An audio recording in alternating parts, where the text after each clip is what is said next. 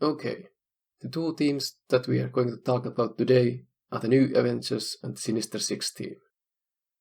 Basically, the question to ask is whether to do Rebirth or new Avengers if you are mid-range player currently and are doing Green Goblin trials below difficulty 8.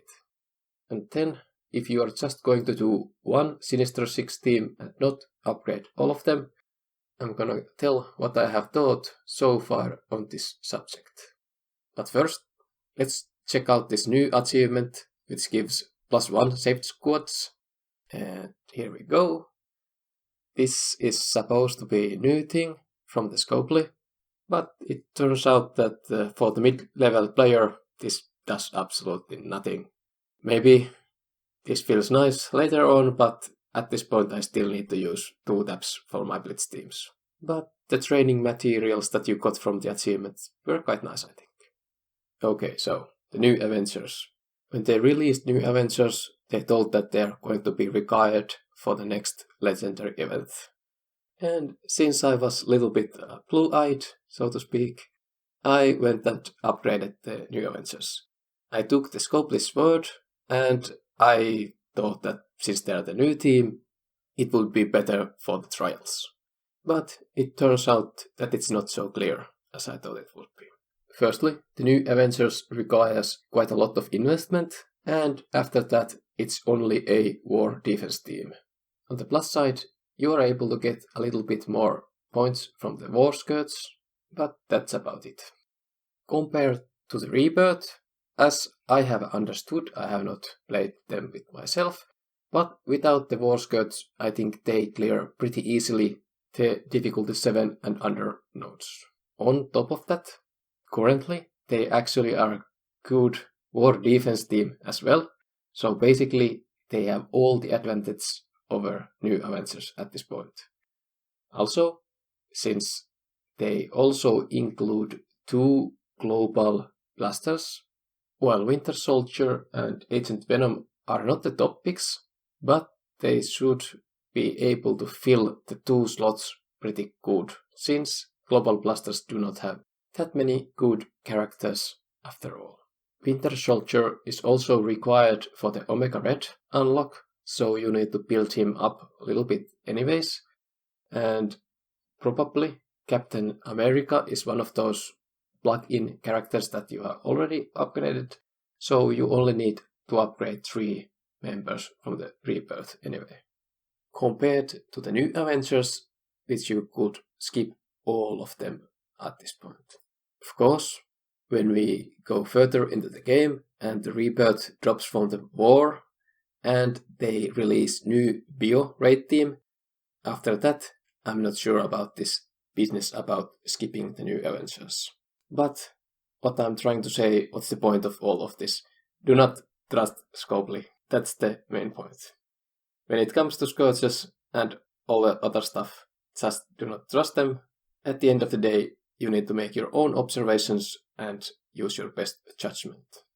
But to conclude this is a little bit of angst from my part, because it did not feel good to upgrade them or fun to play with them, since they had long cooldowns and they were a little bit of clunky. But at the end of the day and on the long run, I think the new Avengers are the way to go, since having useful team for the war defense is better than having a team that has no use anywhere else, since Rebirth is on its way out. Okay, enough of this, let's move on the pressing matters, that is the new Sinister 6 and Superior 6. And basically I'm going to try to make sense which is the best one complete team. For me, it feels a little bit of waste to upgrade all of them, since they all share the same tags.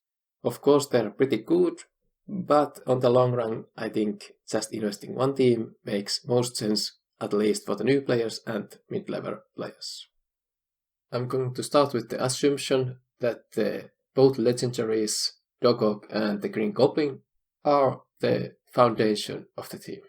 Then comes Vulture, I think.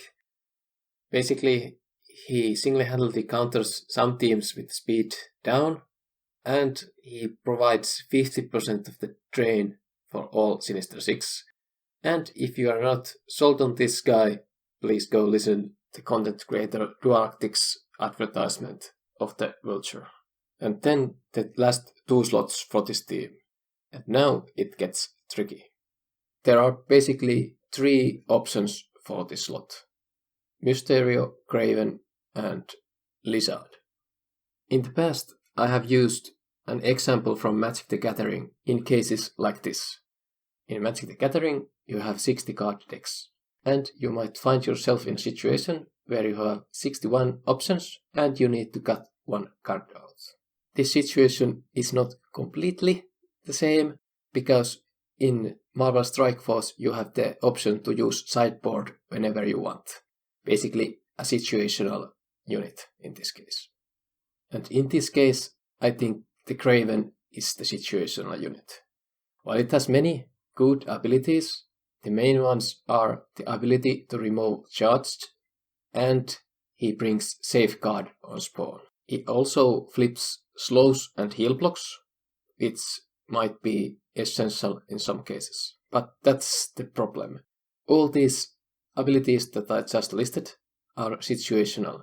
There might be some situation that none of these do anything. That's why the Lizard and Mysterio, when it comes to simply raw power, they are better than the Kraven. From these 2, I think Lizard is an easier choice, simply because of his speed. Of course, on top of that, he flips all the positive effects on the enemy and flips all the negative effects to itself, and also it provides deflects, which are essential for Dr. Octopus passive to work. And also he protects Green Goblin as well.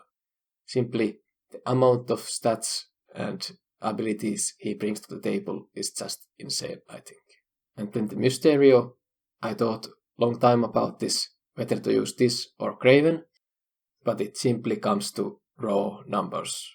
Even if Mysterio's weak point is his speed, he's very slow, but the fact that he has an 4 ability cooldown, blind all enemies, on top of that he gives max health to all Sinister 6, and he spawns mirror images, which are surprisingly strong when it comes to damage, and on offense it is quite possible that the enemy AI attacks to them instead of any real character.